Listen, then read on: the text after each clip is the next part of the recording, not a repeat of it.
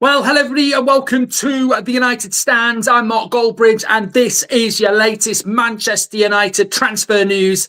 Welcome to the show. Lots to get into. We have your latest, and the latest is that Victor Gyokeres has been offered to Manchester United. This is big news. This is not Portuguese news. This is Fabrizio Romano news. But it doesn't end there, because we've also got David Ornstein news. He is basically saying what is happening with the striker situation. We've also had in the last few minutes that we're not in for Sesko. That doesn't surprise me. We've also got the keeper decision for Amorim to talk about.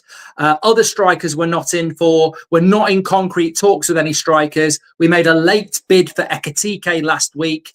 So much to get into. United heading on the tour, and we're heading into a big conversation this morning. Probably one of the most jam-packed morning shows we've had in a very long time. So thank you everyone for tuning in. I just want to say, I know it's not Saturday the 19th of July. It's Tuesday the 20 something. I just set everything up because I was in Manchester yesterday, and then I forgot to do the overlay, and I thought, you know what, I think sometimes it's good to be live rather than messing around with an overlay. So there we go. Champers, says Tio. Yes, well look, it's good to be back. I missed you on the 8 o'clock show last night, but I will be with you on the 8 o'clock show tonight. I love the 8 o'clock shows, but Terry seems to have taken over the United Stand when it comes to Mbumo. I'm on a bloody plane to New York, and we get an Ornstein bomber that we're in for him. And then I'm driving down the M6 in a torrential rain, and we get official. And Terry gets both bloody bits. May as well take over the show. Don't know why bloody bother. I'll just lie in and watch repeats of bloody Batman. Anyway, Prattman's here. Let's go. So, look, first story I'm going to start off with. And I feel quite vindicated on this story, actually, because we went live on Sunday lunchtime about this Gyokeres story, that Man United were close to doing a deal with Sporting for Gyokeres. And a lot of people were like, oh, here we go, clickbait nonsense. And it wasn't clickbait, because it was every Portuguese outlet talking about it. And as I said at the time, I don't believe that we are in for him. You know, I don't. But every Portuguese outlet who are in competition with each other are saying the same thing. They've been briefed. They've been bloody briefed. Fabrizio Romano, overnight, Monday into Tuesday, last night being Monday, today being Tuesday, has said that Manchester United have been encouraged, offered Victor Gyokeres by Sporting representatives. And what we mean by that is they have encouraged Manchester United to make a bid, to join in, to hijack the deal for Arsenal. This is coming in from Fabrizio Romano. So those Portuguese outlets, again, are having a bit of a glow up this summer. It reminds me of the Di Marzio summer, where he had one good summer and then you don't know whether to believe him again. So the Portuguese outlets, in fairness, I will always be honest, I would never listen to a Portuguese outlet, and we've got years of experience, but they are generally getting quite well briefed by Sporting this year, which is probably not a surprise considering Sporting do play in Portugal. So we have been offered Victor Gyokeres. There is a big difference though. And also, can I just say, there are some people that are not reading things. They're just taking aggregator quotes and not listening. David Ornstein has not said Manchester United would only be interested in Gyokeres if the price came down. That's not what he said. There's a full stop between what David Ornstein said.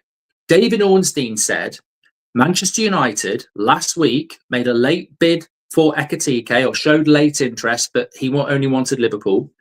He also mentioned Gyokeres, but they'd only move for Gyokeres because they won't move for Gyokeres unless he wants Man United, and they've not had any indication of that. And they're not going to move for players that don't want Man United. And then it goes full stop. Watkins, Sesko, and Jackson are not of interest at the price they're currently being quoted. And some people have ignored the full stop and said Man United are not interested at the price Gyokeres is quoted at. And that's not what David Ornstein said. David Ornstein said, we're not in for Gyokeres unless he shows interest in coming to Manchester United. So where are we at? The two goats of the game. What are your thoughts? What are my thoughts? My thoughts are the same as Sunday. I go for Gyokeres if Gyokeres shows any interest in Manchester United. And anybody who says, no, I don't want him because he only wants to go to Arsenal, listen to yourselves.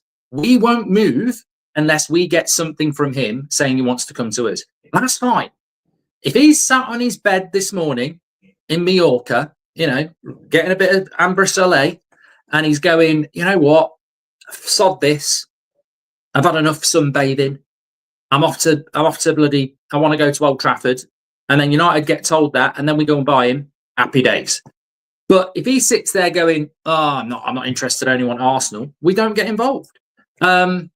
It's a funny one because normally you would get the club, Manchester United would approach a player before approaching a club. And Mbeumo, Cunha, Sancho, whatever. You don't normally get the club approaching you about a player that doesn't want to come to you.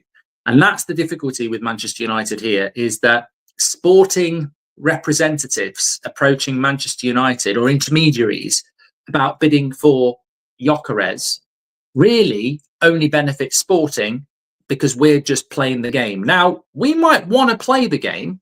I've played the game. We might want to play the game. Theo says, hijack the deal. I'm going to go through some of your comments in a moment. But there is another story here.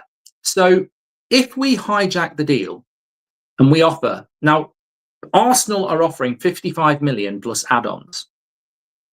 Sporting have a problem with that, and I think basically they want 60. If Man United come in and go, we'll give you 60 plus add-ons, which I think is a fair price, and Sporting say, yes, we've accepted that, and then they go to Arsenal and say, if you want him, we want 60, because that's what Man United have offered. And Gyokeres says, well, I'm not going to Manchester United. I want to go to Arsenal.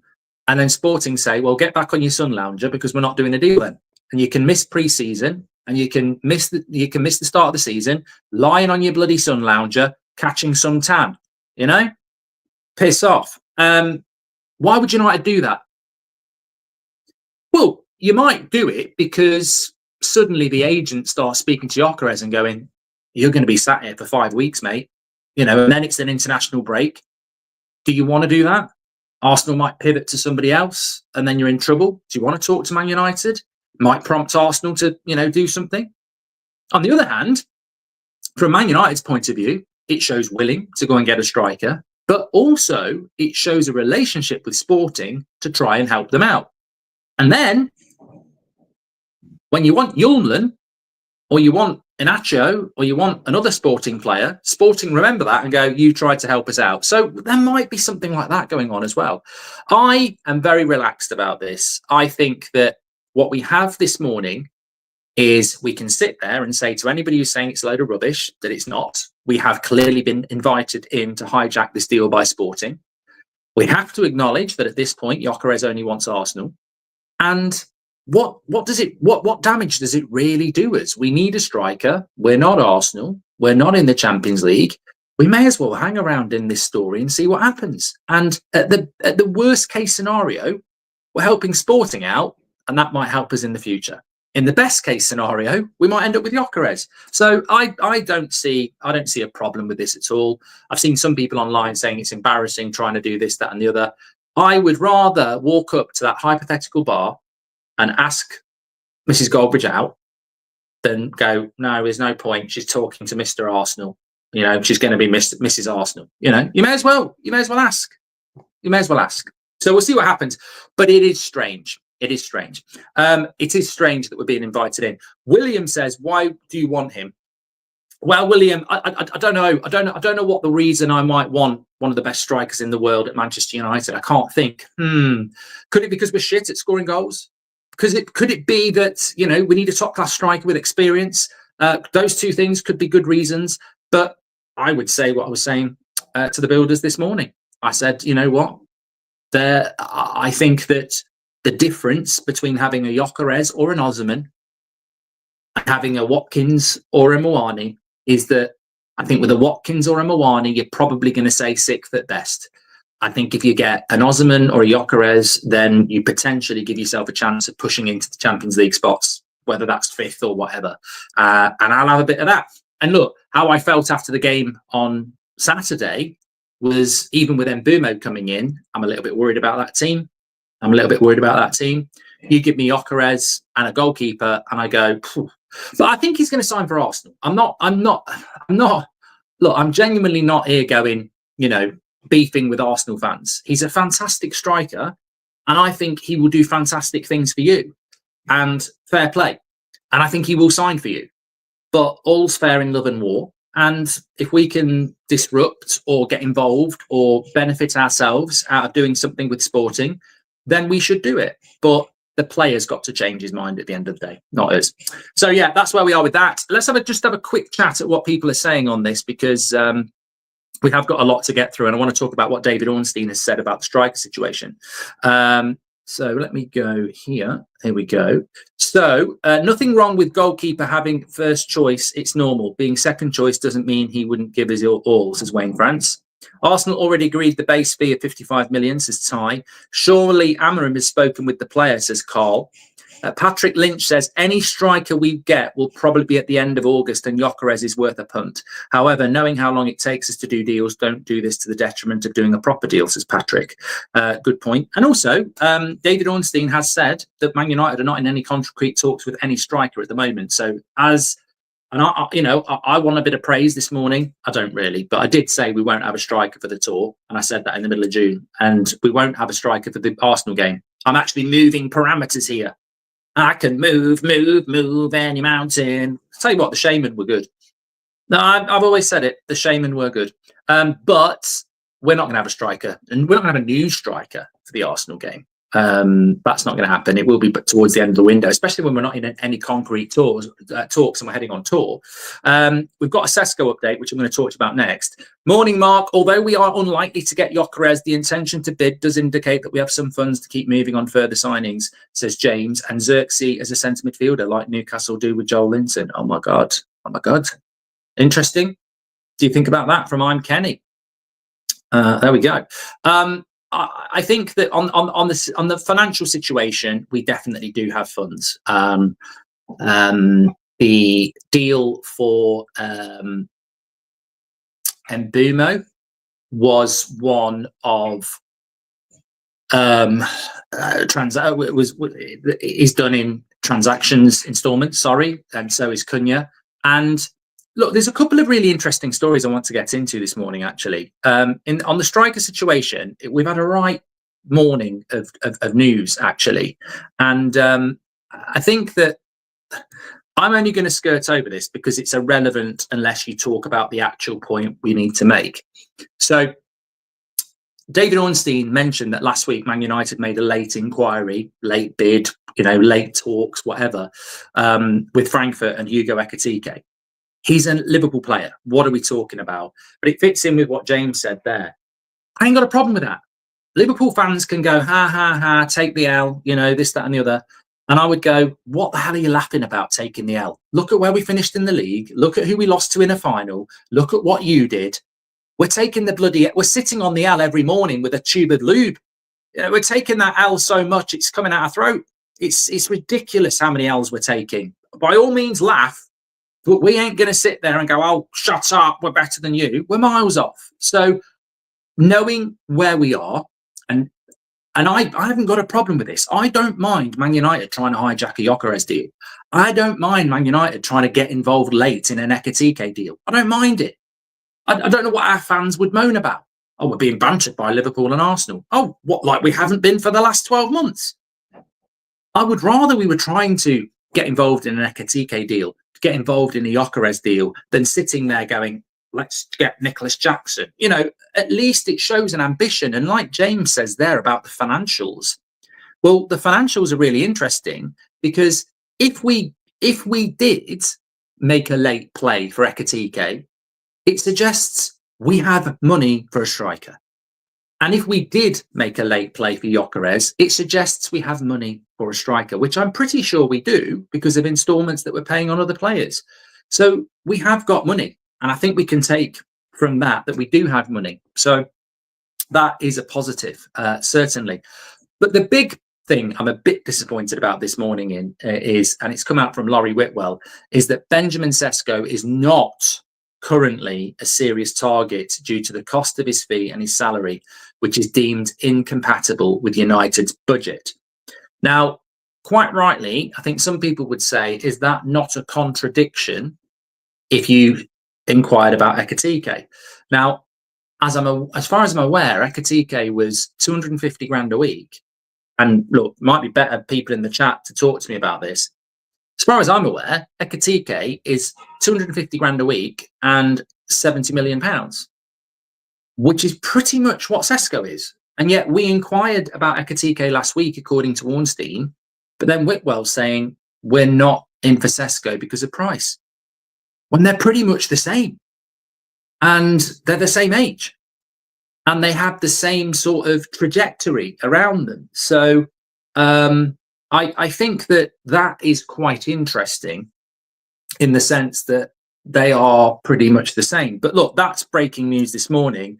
And if there's one thing we know about Laurie Whitwell, is that he gets briefed by the club. So that will be a brief from the club that Benjamin Sesko is not, I repeat, not currently a serious target due to the cost of his fee and salary, which of course is a big shame, because if you end up with Ekitike at Liverpool like we have, and Osman at Galatasaray like we have, and Delap at Chelsea like we have, and Gyokeres at Arsenal like we predict, then he's the best of the lot. Robbie says Sesko is a lot more than Ekitike to buy. Well, is he? £70 million for Ekitike, which is basically 80 million euros, and 250k wages. I'm not disputing that there might be agent fees, higher wage demands, more money wanted from Leipzig. I'm not disputing that at all. And also, I think that towards the back end of the window, that might change if Leipzig want to move him on, but they might want to keep him, and he might stay for another year because he's still only 22. So maybe Sesko's staying for another year. I don't know, but it's disappointing because I think he is the best of the rest. And where do we go then? Because, well, I'll move on to what David Ornstein said, but just to move from a negative to a positive, Ben Jacobs said last night that we're not in for Nicholas Jackson. Get in! Get in! Come on! Get on the bed! We're having a party. Get in. Not Nicholas Jackson. He can slide into some OnlyFans DMs. But this is great news. Absolutely fantastic news. It's the news I've been waiting for. I can deal with no Sesko as long as we're not in for Nicholas Jackson. It's great. People are praying in the chat. They're walking out of work. They're literally chucking their coffee on the boss's head, which is not too hot, because they've had it for 15 minutes, and saying, shove your job up the arse. We're not having Jackson. There's celebrations going on all around the Manchester United fandom now. Oh my God. People are pulling over in their car and just running into fields with their top off, screaming and shouting. There's an epidemic. Yeah, shampers. Absolute shampers. So, I mean, that's great news. I mean, you know what? If somebody said to me, well, it doesn't make sense, but I can deal with the Sesko news if it's diluted by the, look, I don't want Nicholas Jackson anywhere near Manchester United. So this is great news. And this came in last night from Ben Jacobs. So I think that in relation to that, very, very, very positive, of course. So where do we go with the striker? Well, let me read to you what David Ornstein said, because I think him and Romano are the two, as you know, and I think that those are the two that are worth speaking about this morning, because they both put news out, one Romano about Gyokeres and then David Ornstein as well. So what he is basically saying is that Manchester United, let me just get the quote on this. I'm sure it was on the United stand. Here it is. Well, he also says that with the official signing of Mbeumo, United are now turning their focus to a goalkeeper, a defensive midfielder and a striker. But this is the direct quote, word for word. Last week, from David Ornstein, this is his words this morning. Last week, Manchester United tried to join the race for Hugo Ekitike, but he was already going to Liverpool. That shows we've got money for a striker, because everybody knows Ekitike was going for 70 million. They then asked Sporting about Gyokeres, but he only wants to go to Arsenal. And United won't bother with anyone unless they have a desire to come to the club. So there's the updates that we know. We have inquired about Sporting. Sporting probably want us to get involved, but we won't get involved until Gyokeres says he wants to come to us, and it doesn't look like he's going to do that. Ekitike obviously chose Liverpool, so we couldn't get involved in that. But what he did say is that at this moment in time, Sesko, Watkins and Jackson are not of interest because of price. So we're not in any concrete talks about any striker at the moment. And that is sort of where I'm pitching this morning. I think that we're in for Gyokeres than we are for Nicholas Jackson. We're in for Gyokeres more than we are for Sesko. We're in for Gyokeres more than we are for Ollie Watkins. We were in for Ekitike more than we were in for any of those players. And we're not getting Ekitike and we're not getting Gyokeres. So I would go with what David Ornstein's saying at the moment. We are basically not in any concrete talks with any striker at the moment. And we do want a striker. And at some point that will change. And of course, concrete doesn't go from sand and water and concrete dust to concrete on its, until you start mixing it. We've got to start mixing a deal here. So I think that with regards to that, we will sign a striker. But at the moment, obviously, we don't know who that striker is going to be, which means we could get back linked in with Nicholas Jackson. But I don't know. It's interesting because I was listening to what Fabrizio had to say about Rasmus. I was having this chat in Manchester last night because somebody was saying, we spoke to Rasmus recently, and I was like, I'm not answering that on a live stream or in this office. But what I do know from the Rasmus Hojlund situation is that he came back to pre-season on the assumption that he was part of the plans and he was staying. And as things stand at the moment, Fabrizio Romano, in fact, said last night, unless somebody at Man United tells him he's not wanted, he's a Man United player. You could make a really good point about this because we never know what goes on behind closed doors. But I do have an element of, I have a bit of an issue with the striker situation at United because at the right at the start of the window, we want Delap, and we don't get him because he goes to Chelsea. And we're told that we've been planning this transfer window for a very long time. And yet here we are on the 22nd of July, not the 19th. And Man United are not in any concrete talks with the striker, but they want one. And Rasmus Hojlund is still training with the team, thinking he's part of the plans next season.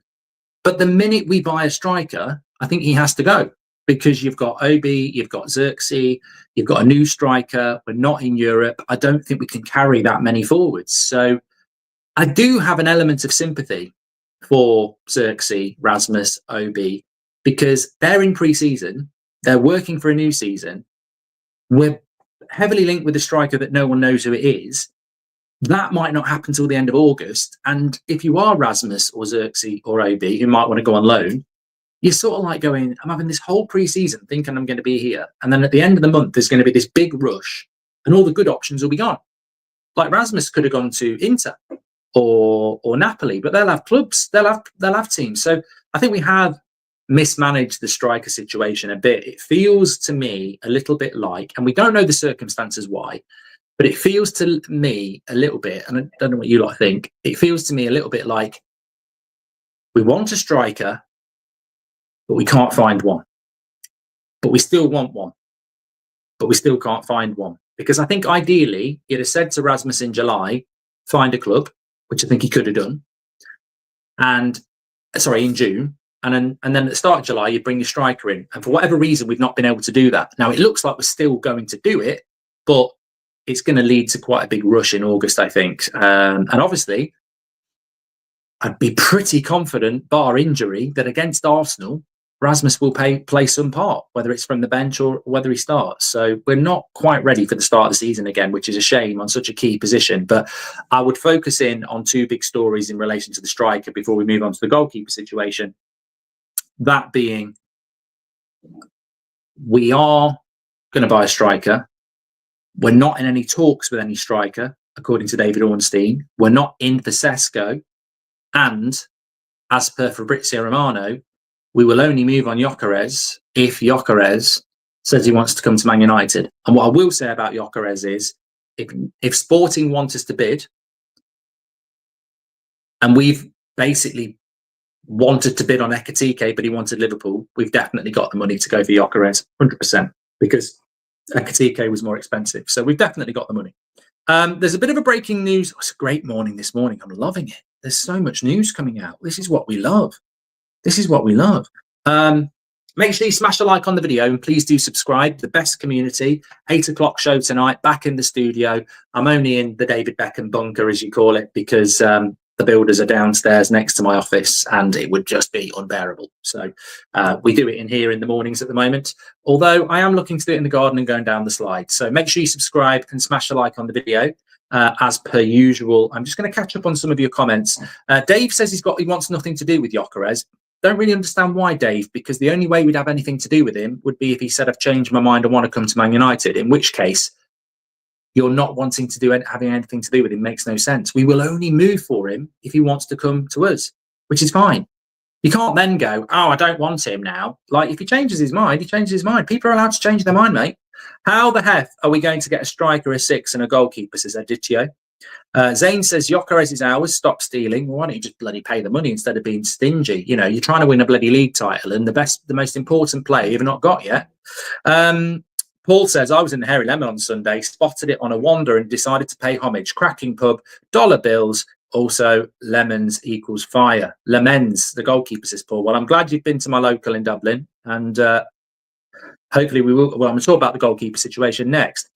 Espin says, what if Sesko is actually Arsenal's top priority, but they're targeting Gyokeres due to price? If we push up Gyokeres' price, they might pivot back to Sesko, says Espin. I mean, I would love that situation. I would love Sesko at Arsenal, and I would love United to buy Gyokeres. I don't know whether that would be it would be harsh on somebody, or it would be a very elaborate plan. David confirmed we are in for Semenyo as well, says Calvin, but we're not. Where did he say that? We're not in for Semenyo. I've not read that anywhere. We're not in for Semenyo.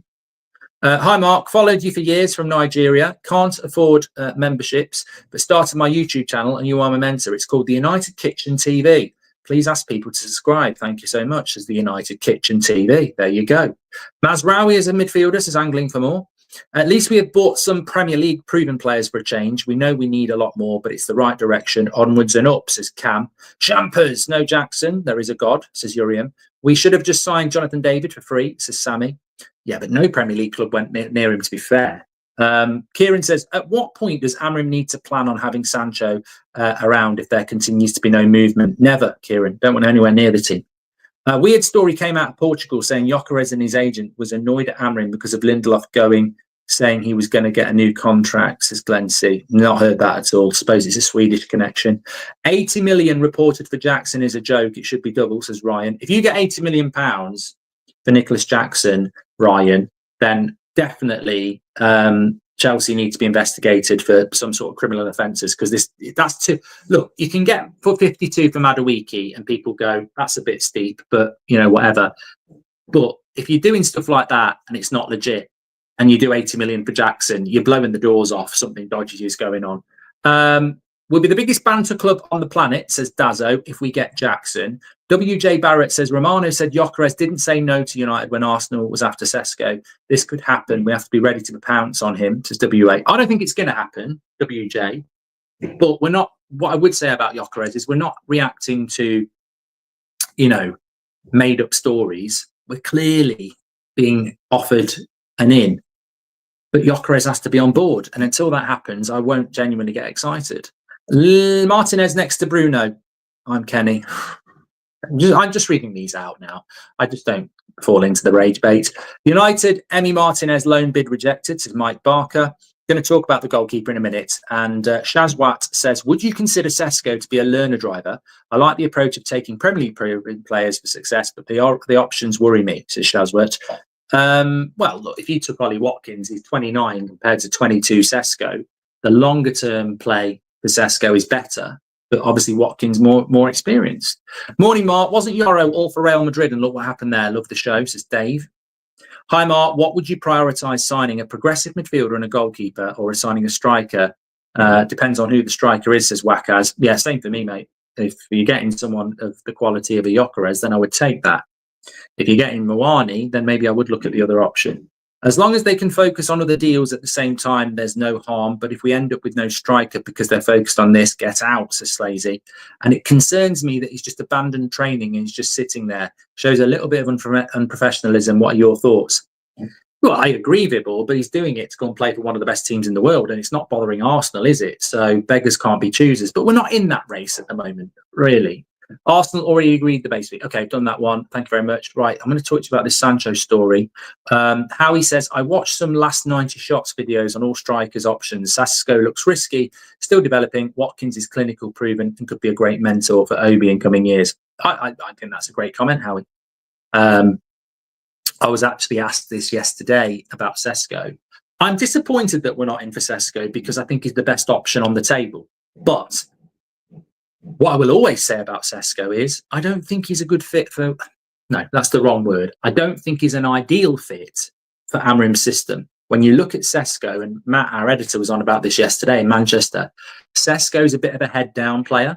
If you watch him, he's a head-down player. A bit like Hojlund, you know. He's a head-down player. And I think we probably need... Watkins isn't necessarily a heads-down player. He's got assists in him as well. So I don't... There's a big difference between Osman, Gyokeres, and then whoever else. And we always said that. The chances of us getting that elite striker are probably slim. So there's always going to be a bit of a concern. Are we interested in Mateta? I love the show, says Oscar. Not from what I've heard. Nobody's in for Mateta at the moment. It's a very quiet one with that. Right, let me talk about a couple of other stories because I don't want to miss anything this morning. We've got nearly 20,000 watching again for the second 10 a.m. show in a row. Absolutely incredible numbers at the moment. We do really well on the 8 o'clock shows, and I'm sure a lot of you will be here for the 8 p.m. show. 2 o'clock as well. Make sure you're tuning in for that. But huge community, and you're all very, very welcome. And I feel like as well, if June and the first 2 weeks of July were a little bit negative, I do feel like maybe it's something with pre-season coming back that we can actually start to visualize things. And although it wasn't great on Saturday, I think it probably has... I've noticed a change at Manchester United in the last week. I think in June and July, early July, the club was just almost stubborn in its silence. And I think what I have noticed, there's certainly a lot more information coming out. But I think the club are publicising as well that they know this has not been the window they want. And I like that. It's not been the window we want. It's impossible for us to score a good transfer window unless we do something incredible in the last few weeks. We can still salvage a 6 or 7. And outgoings are as important as incomings, of course. But I think that the club are actively trying to salvage this situation. And the briefs we're getting from Ornstein and Romano is they want a striker, a goalkeeper, and a midfielder. We've got to start moving on the outgoings. I mean, I'm going to talk about the goalkeeper, but just for this, Marcio, Jadon Sancho to Juventus is now on hold. After investing heavily in the purchase of Conceição, Juventus now wants to wait for at least one sale on the wingers, Gonzalez, Weah, and others. And, you know, Sancho, this is why I don't like talking about Sancho. That's why I don't like talking about Sancho, you know. At the end of the day, I don't want to do it, you know. You out of your mind or what? I'm not interested in talking about Jadon Sancho. He bores the shit out of me. You know, I'm not interested. I saw a post of his Instagram at the weekend because I was on Instagram and I was reading the replies and I was just like, the Player FC actually is alive and kicking. They were like, Jadon, my star boy, come back to Old Trafford. And I'm like, I'm not interested in talking about Jadon Sancho, and yet here we are talking about Jadon Sancho. Like, and it's nothing to do with the fact that I wasn't massively excited when we bought him. Genuinely was, but the reason I don't want to talk about Sancho, and some of you might disagree, and some of you might agree, is because I felt we sold him last summer. I think sort of did the goodbye then. I don't understand why he's still here. I don't see him as a Man United player. Like I felt we sold him to Chelsea last year and there was an obligation to buy. And then we had this nightmare in March where suddenly we haven't sold him and he's back again. So I can't, you know, the Rashford deal I was interested in. The Garnacho deal I'm interested in. But the Sancho deal, it's just a bloody waste of time. An absolute waste of time. And somebody just said, when does he come back training for Man United? Why would you have him back? Why would you have him back? There is no place for him in that team. He can't play bloody wing back, and we've got loads of number 10s. So he doesn't come back, does he? He just sits there earning 250, 300 grand a week. And when it gets to August the 31st, and if no one wants him, he probably just sits there and plays the new AFC for 6 months, doesn't he? I mean, I just don't like talking about it because I just feel like we got rid of him last year. So the fact that it's now been delayed and so that Juventus have got to sell someone, I just think there's look. I know some of these players are mates, but I do think it really just evidences that Marcus Rashford wants to get in the England team. He wants to have a big season. He wants to kickstart his career. He's going to be training with Barcelona this week. In the case of Jadon Sancho, he rejected Chelsea at the end of May, start of June. It is now nearly the start of August, and he's done nothing to find a move. There's no urgency there. It's not like, oh, I'll take a pay cut to come and play. It's just slow. So yeah, whatever. We spoke about it enough. The interesting thing is Garnacho. I mentioned this on the show yesterday morning. I said we're not getting 60 million, and we did a little bit of a interaction about what you think Garnacho's worth, and a lot of people were saying 50 to 60 million. But there was an article in the Telegraph this morning saying that Chelsea, Spurs, and Villa are interested, but only at a price of around 40. Well, Chelsea are now going to buy Xabi Simons, so that's Garnacho gone. So that leaves you Spurs and Villa if he wants to stay in the Prem. We're not getting anything more than 40, and I think we should be looking to take 40. And I would put a sell-on fee, I would put add-ons in, but I'm very disappointed in the Garnacho as well. You walk around. As much as it annoyed me when he was wearing that Villa shirt, I actually did think you only do that sort of stuff when you've got a club lined up, and he hasn't. Little Primark says I'd say at least 45. Yeah, I mean, look, I get it. I know what I value at Garnacho at, but I would argue with you and say who's going to pay it. You can value somebody at whatever you like. I mean, Marcus Rashford is not a £25 million player. At 27, with his CV, I would say Rashford's at least a £40 million player with 3 years left on his contract. But in today's market, with what people know, desperate to move, big wages, probably is 25 million. Same with Garnacho, probably is a 50 to 60 million pound player, but walking around in a Villa shirt with United publicly saying they want to get rid, and his career at United's over. He's not in pre-season. He's not even allowed to be part of pre-season. Money comes off. And that's why I'd say you can't get more than 40 million. And I'm glad that Amorim hasn't had him and the others back on pre-season training, but they're basically banned. And you've got people going around going, we've got to get 60 million. We banned them from training with the first team. Like, that massively depreciate. I don't know how people can argue it. That massively knocks off value when you're banning them from playing with the first team. So yeah, 100%. We need to get it moving. But Garnacho doesn't seem to have any urgency as well. I don't know whether maybe he does have urgency. Maybe there are offers there, and Man United are saying no, we're not going to deal. But I don't know whether it is that simplistic. It just seems to be quite relaxed. And this is somebody that you would have thought would want to be playing in the Champions in the World Cup next year. There needs to be some movement on that. Anyway, let's talk about the goalkeeper situation, because I think this is very, very interesting. We've been very fortunate this morning of having so many credible updates. As I said, we've spoken about Ornstein and Romano. There was actually a good goalkeeping update sort of yesterday evening. And essentially what it comes down to is, while that's doing that, Man United have got a bit of a choice when it comes to a goalkeeper. You've got experience and potential. So both Ben Jacobs and Fabrizio Romano, not on the same show, have both basically said that it's a choice between, in the experienced corner, Emi Martinez, and in the less experienced corner, Royal Antwerp's Lamens. Martinez brings you more capability in the now. whereas Le Mans gives you a cheaper option with potential for the future. And that's sort of where Man United are at the moment. So I'm encouraged by this, because where we were a few weeks ago, you had the uneducated telling you that Man United, where is it that Man United actually want a new goalkeeper? And, you know, we've had bits over the last few months. And one of the first big bits we got in the March international break was that Amorim wants to replace Onana. It's not personal. He likes him, but he doesn't trust him as a goalkeeper. He wants his own guy. There's a lack of trust in the defence with him. And although he's a nice guy, they want to replace him. And Wilcox agrees with him. And that was back in March.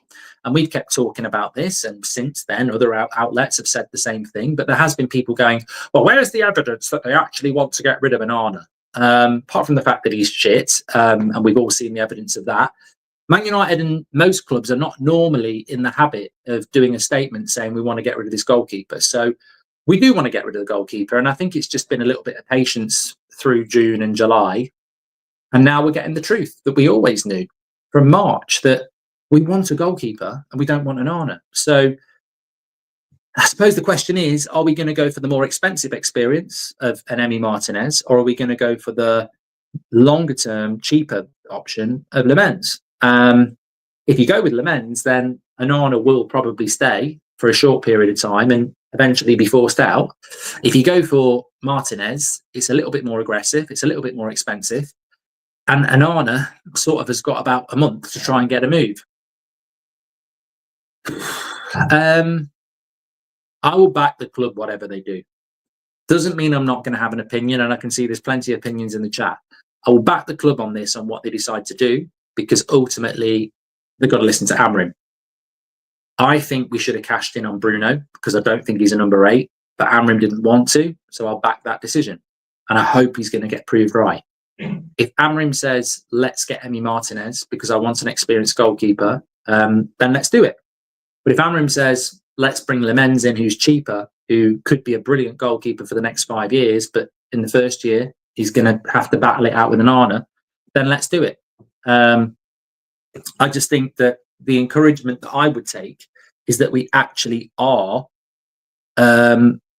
looking at that scenario, and it's coming in from Ben Jacobs and Fabrizio Romano independently. So I think that's a really good thing. Esteban signed for Milan, hasn't he? That was what I was going to say. Yeah, Esteban has signed for Milan. And that was only Ben Jacobs who was talking about that. And he did say it would be towards the end of the window if we did anything about it. So, I mean, I'm not going to deny that we weren't in for Esteban, but I suppose the problem you would say is that you can't sometimes wait till the end of the window to do a deal. If somebody comes in and is aggressive and says, we want to do that deal, and then I'm sure Man United would have been asked, and Man United probably said it was a deal we would have been looking at the end of the window, and we might not have done it anyway. It would have just been if we had some money left and we'd done everything else and we've got other priorities. So yeah, it is what it is with Esteban. I think it's a deal that potentially we could have looked at, but obviously it's not going to happen now. God, there's so much to go through. I want to get back into your comments here. Make sure you subscribe to the channel, by the way, and smash a like. Let me get us back on here. What we got? Okay, here we go. I hate the way I say "here we go." It even annoys me. Welcome to the members club, Matt McD. Appreciate that. Coney says Obi Yoro. Sorry, not Coney. Sorry, I don't know what you're talking about, mate. Get off. Khalifa says Kone, Obi, Yoro, Leon, Aiden, Mainu. Just need a striker and a goalkeeper. What does that even mean? You've just listed off a load of kids.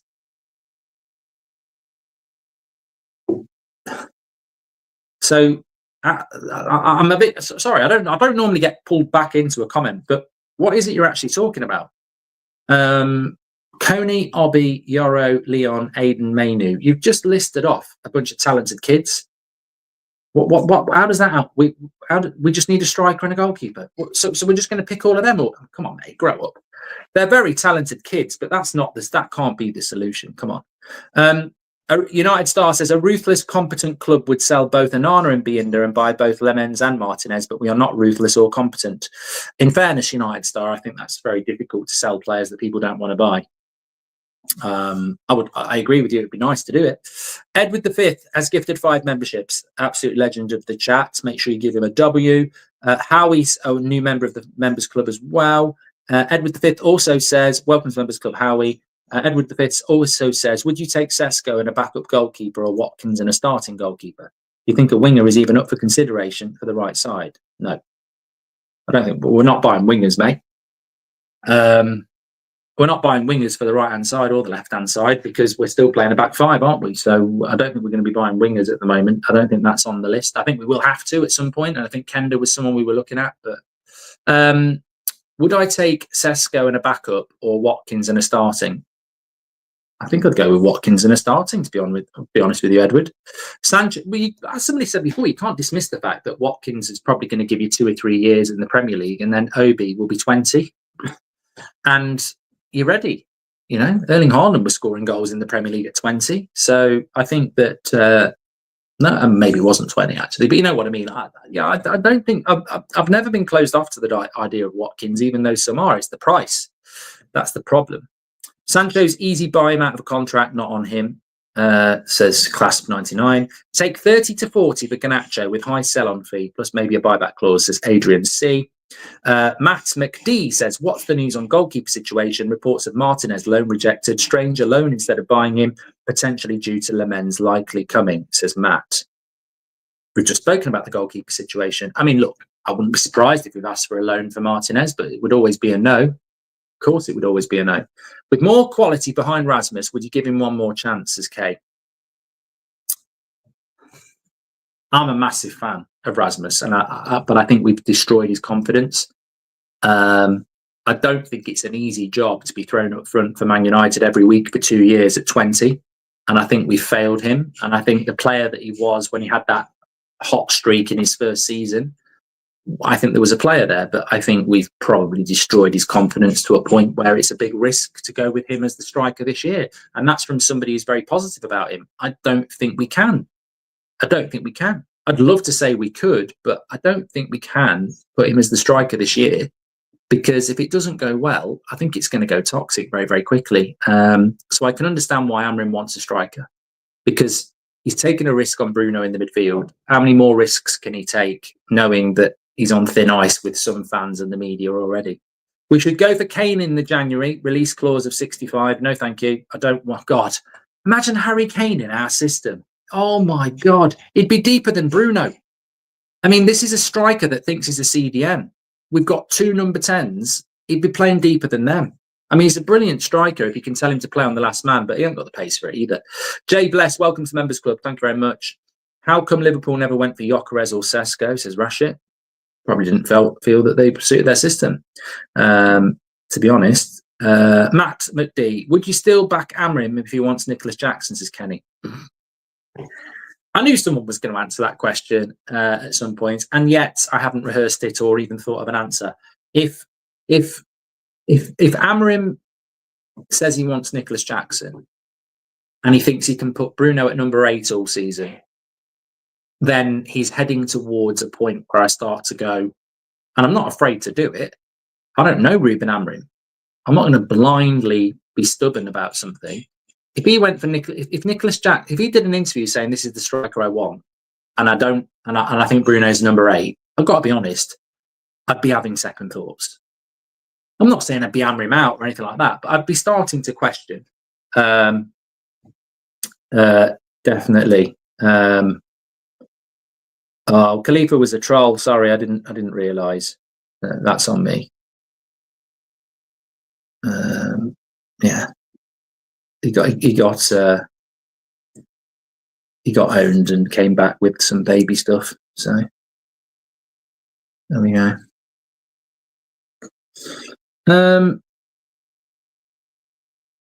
Let me come back to the chat and just make sure there is no new news.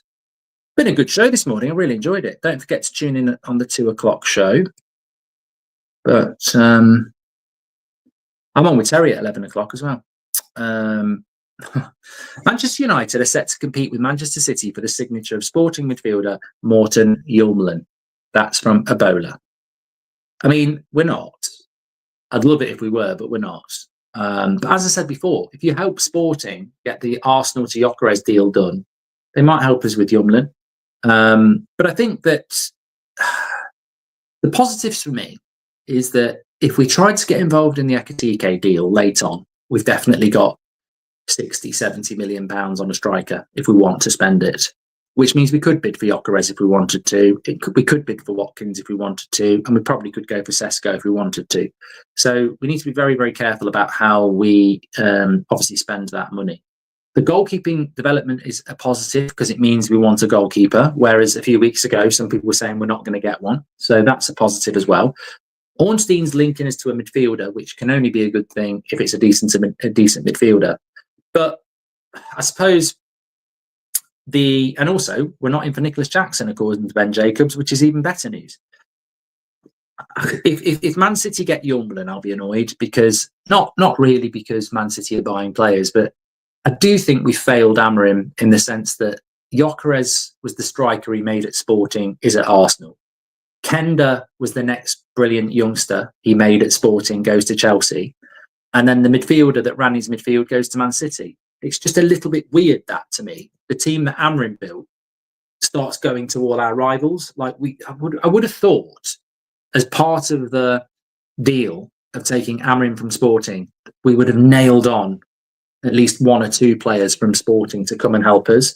But look, we are where we are. We're a long way behind, and it's a long way back. And I think that another positive maybe would be that we have a manager that is going to have to do it again. Do you think Villa would go for a loan to buy on one or both of Watkins and Martinez, then spend heavy on a midfielder to pair with Bruno?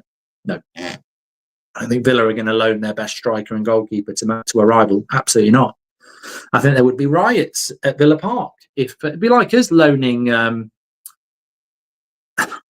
mean, I wouldn't. Yeah, but I suppose in a way it would be like us loaning Ahmad to Villa. Like, well, you just wouldn't do it. We could have had Dumfries and Esteban for 35 million. We ignore these deals because of priority, but then our priority becomes overpriced, says SNS. Emerald, welcome to the Members Club. Hi there, Mark. A tweet came out from Ekrem Kunar, not sure how credible he is, saying we're interested in Bournemouth, Evan Nilsson. He tweets a lot of stuff that's not true. That's what I would say. Need a main striker. Rasmus can be a backup, says Andres. There we go. Okay. Well, thanks everyone for tuning in this morning. Thoroughly enjoyed the show. We're back at 2 o'clock if nothing happens before. In fact, we're in the busy time. Anything could happen at any time, I suppose. 8 o'clock show tonight. Absolute legends in the chat. I'm going to be doing hot takes with Terry at 11 o'clock on his channel. Join me there. But thank you everybody for tuning in. And I will speak to you later in a few minutes if you're on Terry's channel. Thanks for watching. Oh, Kevin, I missed your super chat. He said, I'm not trying to be critical, but after watching the Leeds game, I'm curious to see how we perform with a proper centre midfield. If things don't change, there could be a problem. Very true. Callum says maybe they haven't gone for any of his past players, really, because of past experience with Ten Hag. That would be pure stupidity, Callum. What's the deal? You think that's like going out with somebody and, there's loads of things you don't like about them. And when you get a new girlfriend, you don't do those things because the previous one didn't do them well. That's silly. It's like saying, we're not going to Mallorca because I went there before and it was horrible with her. Well, it's not me. Right. Thanks for watching. Speak to you in a bit.